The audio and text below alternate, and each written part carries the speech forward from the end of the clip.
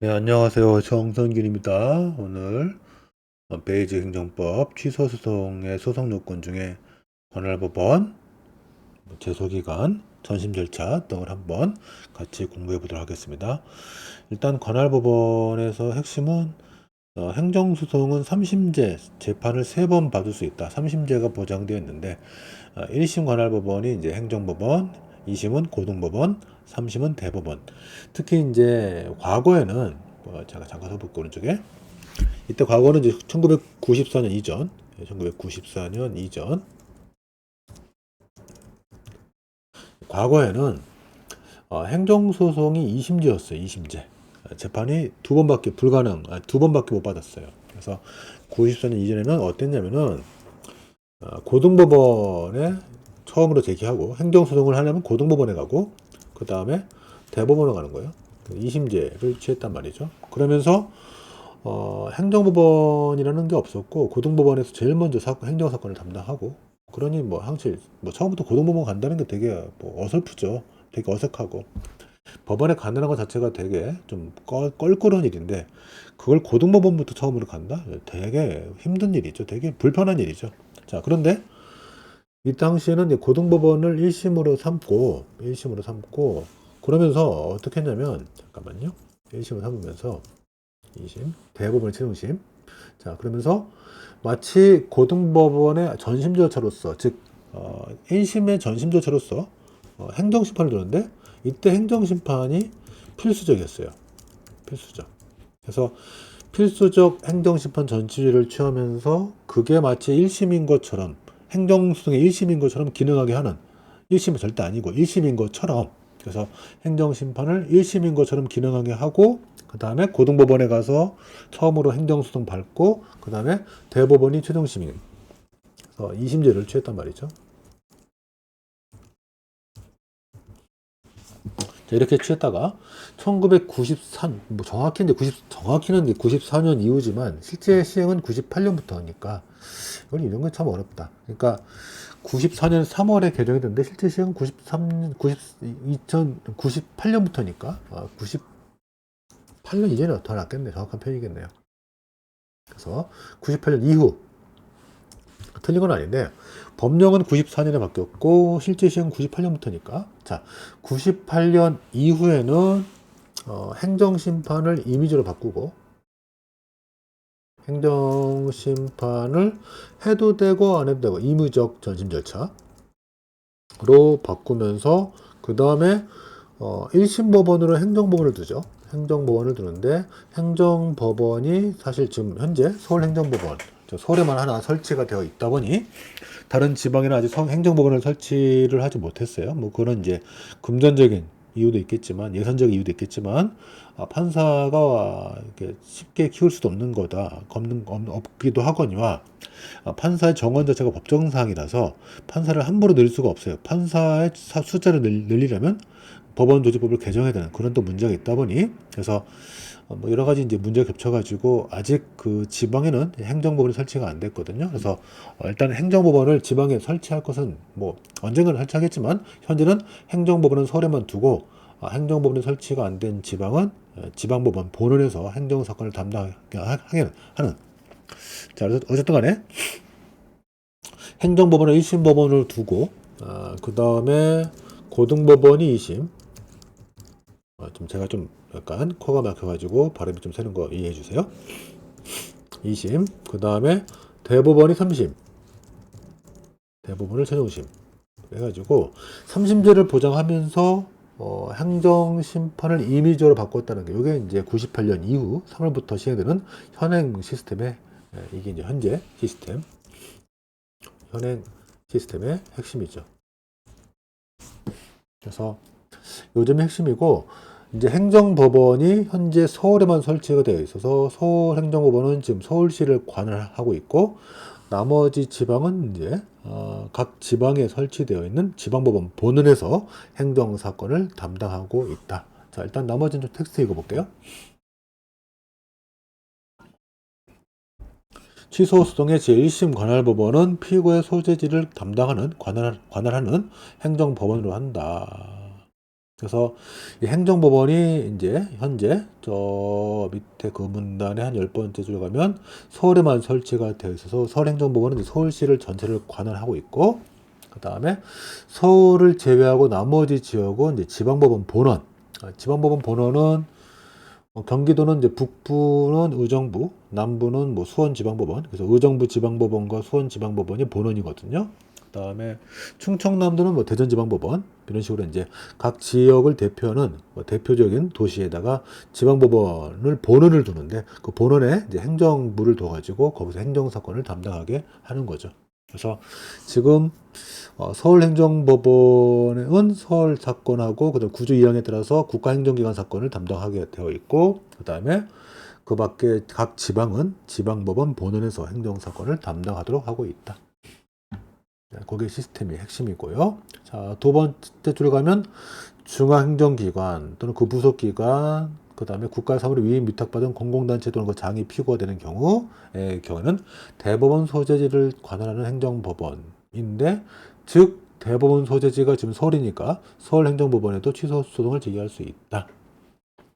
구조 2항, 이게 이제 구조 2항이고, 그러나 행정법원이 설치되지 않은 지역은 지방법원 본원에서 행정사건을 담당하고 있다. 지방법원 본원은 경기도는 북부는 의정부 지방법원, 남부는 수원지방법원 정도 돼요. 그래서 두 번째 문제 보면 예를 들어서 국세청은 지금 현재 세종특별자치시에 위치하고 있다. 그렇죠? 그래서 행정소송법 구조 1항에 따라서 세종시까지가 대전지방법원 관할이에요. 대전지방법원이 대전하고 세종시를 관할하고 있으니까. 그래서 세종시를 관할하는 대전지방법원에 행정소송을 제기해도 되고, 국세청은 중행정기관이니까 구조 2항에 따라서 서울행정법원에 가도 되고, 뭐 임의 관할이니까 선택할 수 있다. 대전지방법원 가든 서울행정법원 가든 어느 법원에 소송을 해도 된다는 얘기죠. 그 다음에 중요한 그 행정소송 2심 법원이 2심 관할 법원이 고등법원이다. 고등법원은 지금 서울, 인천, 경기 합쳐서 서울에만 설치되어 있죠. 그래서 뭐 경기도 사건이다, 또 인천 사건이다 다 어디로 가야 돼요? 고등법원은 서울로 가야 돼요. 서울 고등법원. 그리고 3심은 대법원이 담당하고 있다. 그래서 이게 행정소송의 기본적인 관할에 관한 얘기니까 잘 봐두시고, 특히 이제 구조 1항과 2항의 관계. 그 다음에 서울행정법원이 지금 설치가 되어 있지만 나머지 지역은 행정법원이 설치가 안 됐으니까 지방법원 본원에서 행정사건을 담당하고 있다. 그리고 행정사건은 현재는 과거는 2심제였는데 지금은 3심제가 되고, 이것이 이제 뭐하고 맞물려 있다? 행정심판이 필수적이냐 임의적이냐하고 맞물려 있다라는 거. 그래서 오른쪽에 필겨놓은 거, 이게 이제 꼭 잘 봐두실 부분이에요. 자, 넘어갑시다. 자, 그 다음에 제소기간. 소송을 제기할 수 있는 그 날짜도 언제까지 소송을 제기할 수 있는 거냐. 그래서 일반적인 민사소송 같은 경우는 제소기간에 제한이 없죠. 뭐 청구권이 소멸시효에 걸리지 않는 이상 뭐 특별히 제소기간 제한이 없는 게 일반적인데, 우리 행정소송은 제소기간이라는 것을 제한을 둬가지고 행정소송을 제기할 수 있는 기간의 제한을 두고 있단 말이죠. 아주 특징이에요. 근데 모든 행정소송이 아니고 행정소송 중에서 취소소송하고 그 다음에 부작위 위법 확인 소송. 근데 어차피 부작위 위법 확인 소송은 부작위 자체가 제소기간이 그렇게 문제가 안 되는 경우가 태반이니까 결국 제소기간에 제한이 있는 대표적인 소송은 취소소송이다 라고 생각하면서 한번 생각해 봅시다. 그래서 행정소송에서 가장 많이 하는 게 취소소송이고, 이 취소소송은 제소기간 제한이 있다. 이게 또 다른 행정소송과의 큰 차이점이다 라고 생각하면서 같이 볼게요. 제소기간은 이제 소송을 제기할 수 있는 날짜, 그 기간을 말하는데, 이제 행소법 20조가 있고, 요걸 고려해서 좀 간단하게 설명해 드리면, 바로, 그러니까 어떤 처분을 내가 받고, 바로 소송을 제기할 때, 바로 소송을 제소할 때, 즉, 바로 법원에 소송을 제기할 때, 이럴 때는, 처분이 있음을 안 날로부터 90일 이내라고 기억하면 편할 거예요. 그래서 어떤 처분이 있고 그 처분에 대해서 내가 처분을 인식하고 내가 90일이 안 되는 시점, 석 달이죠. 있으면 안 날로부터 90일 이내 취소 소송을 제기할 수 있다라고 생각하고, 그 다음에 행정소송 하기 전에 전심 절차로 행정심판을 갔다 올 수도 있거든요. 그래서 행정심판을 거쳐온 경우, 적법하게 거쳐서 온 경우에 그 경우 행정심판 적법하게 거쳐온 다음에 그래도 억울한 마음에 소송을 또 제기할 때, 그럴 때는 재결서, 행정심판의 결정서죠. 행정심판의 결정서인 재결서 정본을 송달받은 날로부터 90일 이내. 그래서 이 날로부터 90일 이내 취소 소송을 제기를 해야 되고, 요게 이제 행정소송법 20조 1항 단서, 위에 거 법정 안 썼네. 위의 경우가 행정소송법 20조 1항 본문. 그 다음에 세 번째,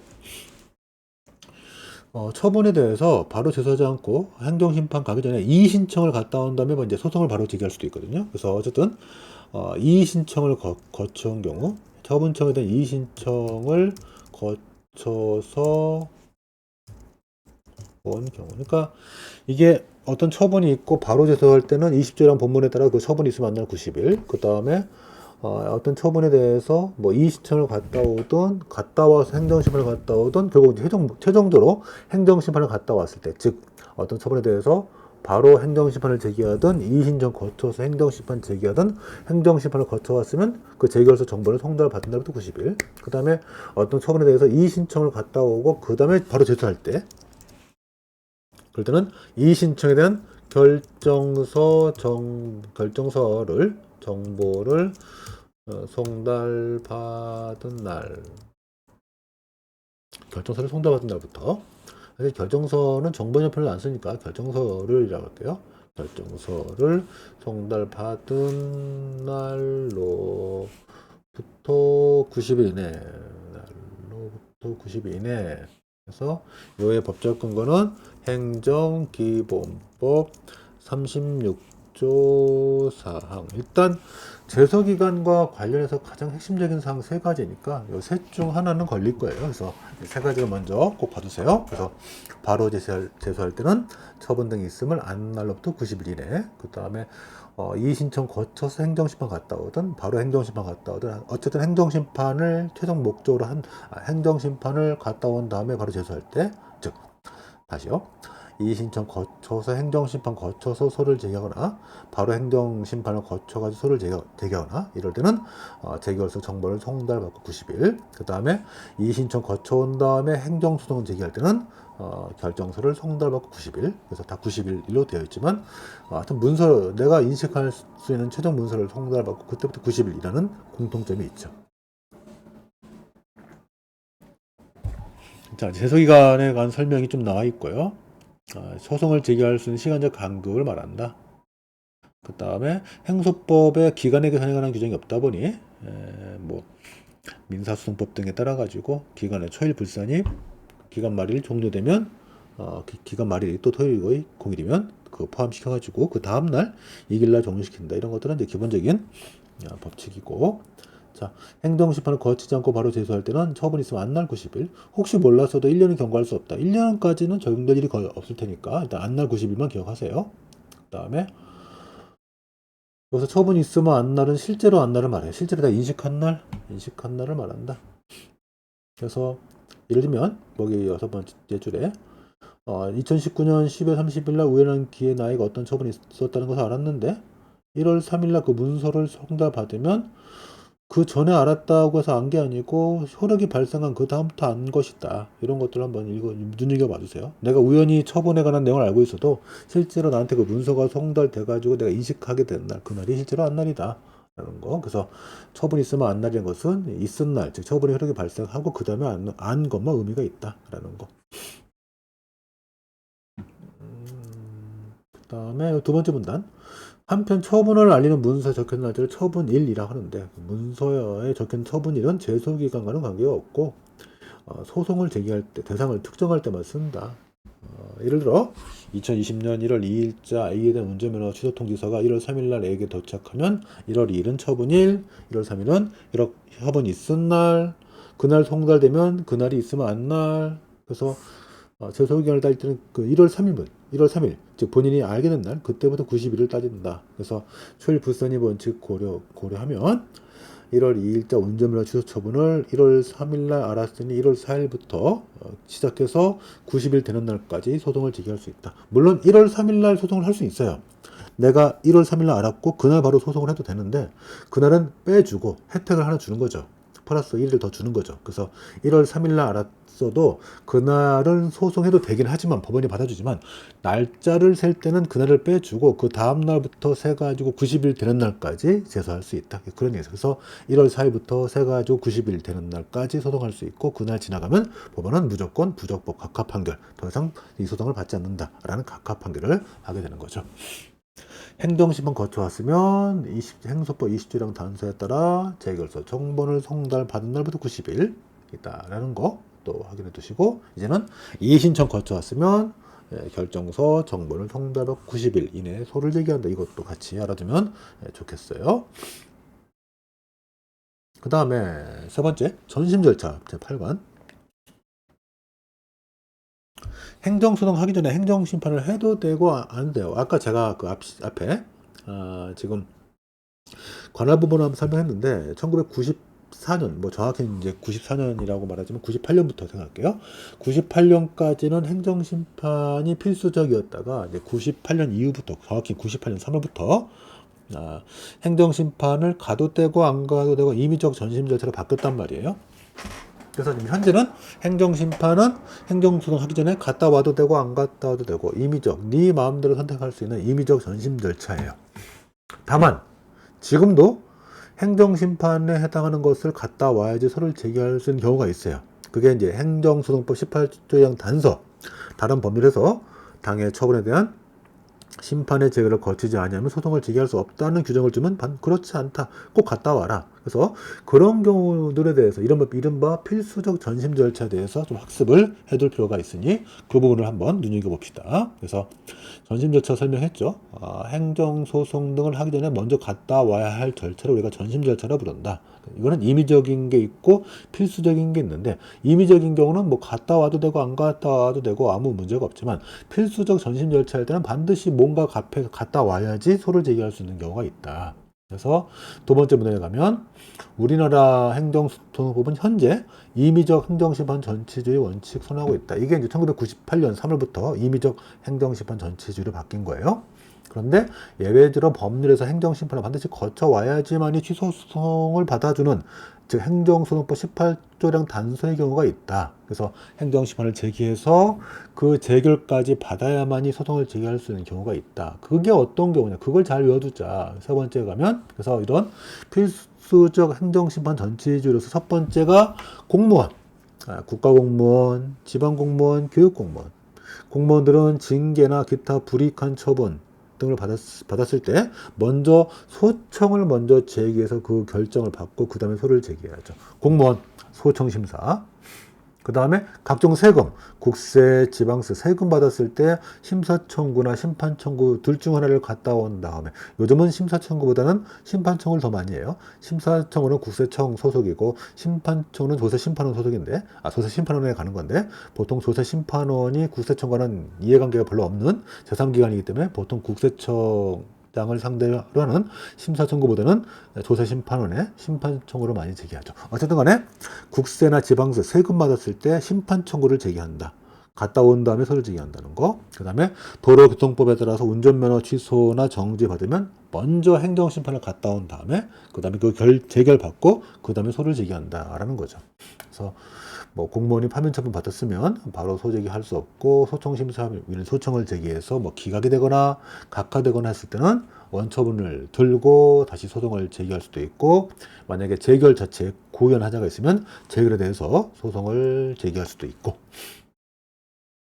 또 국세에 불복하는 상대방 국세청장에게 심사청구 또는 조세심판원의 심판청구를 제기해서 그 결정 받은 다음에 소를 제기한다. 특히 이제 조세심판원을 좀 많이 가요. 특히 국세청과 조세심판원은 별로 이해관계가 별로 없어요. 사실 뭐 비슷한 것 같지만 둘이 인사교류도 없고 그래서 조세심판원에 가면 인용을 많이 해주는 뭐 그런 장점이 있다.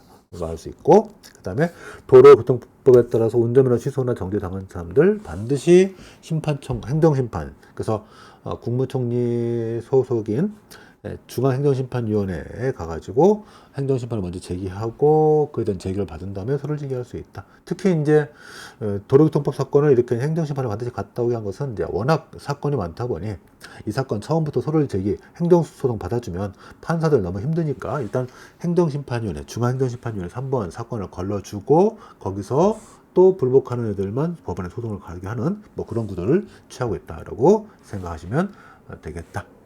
밑에 꿀팁에서 행정법원하고 신속해져라 이것도 한번 읽어보시면 좋을 것 같아요. 자, 오늘 여기까지 하겠습니다. 감사합니다.